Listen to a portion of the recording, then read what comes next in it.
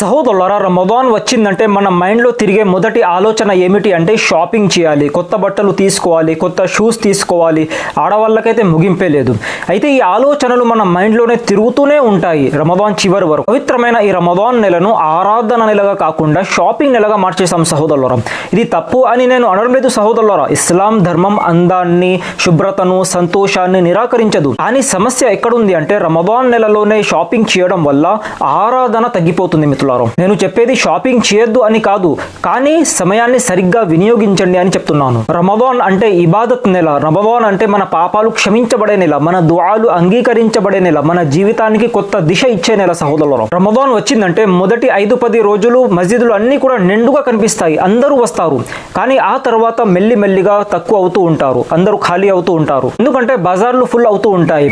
కొందరైతే లైలతుల్ ఖద్ర్ రాత్రి అంటే తాక్ రాత్రులు 5 రాత్రులు ఉంటాయి కదా, 5 రాత్రులు. ఆ 5 రాత్రులలో కూడా అందరూ కూడా షాపింగ్ లోనే ఉంటారు, షాపింగ్ లోనే నిమగ్నమే ఉంటారు. అలాంటప్పుడు ఆరాధన వైపు ఎలా దృష్టి పెడతారు చెప్పండి? తరావీ నమాజ్ ఎలా చదవగలుగుతారు చెప్పండి? ప్రవక్త ముహమ్మద్ సల్లల్లాహు అలైహి వసల్లం గారి అనుచరులు, సహాబాలు రమదాన్ నెలకు 2 నెలల ముందు నుండే తయారీ చేసేవారు. ఏం తయారీ చేసేవారు?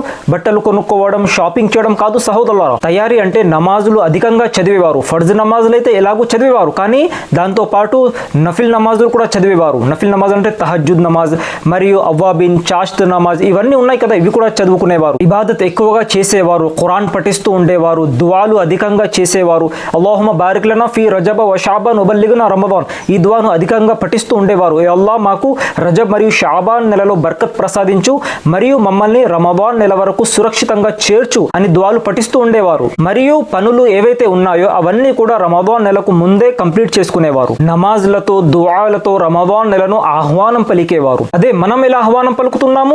రా, తొందరరా, మేము షాపింగ్ చేయాలి, మేము కొత్త బట్టలు కొనుక్కోవాలి అని మనం పిలుస్తున్నాం. కానీ సహాబాలు దుఆలతో, నమాజులతో ఆహ్వానం పలికేవారు. సహోదరులారా, ఒకవేళ మనం రమదాన్ రాకముందే షాపింగ్ మరియు పనులు ఏవైతే ఉన్నాయో అవన్నీ పూర్తి చేసినట్లయితే కనుక ఎంత ప్రశాంతంగా ఉంటుందో తెలుసా? మనసు ఫ్రీగా ఉంటుంది, ఆరాధన వైపు దృష్టి ఉంటుంది, ఖురాన్ చదవగలం మరియు ఖురాన్ను తరావీ నమాజ్లో ఏకాగ్రతతో వినగలము, మనసు ఉల్లాసంగా ఉంటుంది. కాబట్టి సహోదరులారా, మనం రమదాన్ కు ముందే మన పనులు పూర్తి చేసుకోవాలి మరియు షాపింగ్ కూడా కంప్లీట్ చేసుకోవాలి. నేను చెప్పింది మీకు అర్థం అయ్యింది అని అనుకుంటున్నాను. అల్లాహ్ తాలా మనందరినీ రమదాన్ నెల యొక్క శుభాలు ప్రసాదించుగాక. ఆమీన్. అస్సలాము అలైకుం వరహ్మతుల్లాహి వబరకాతుహు.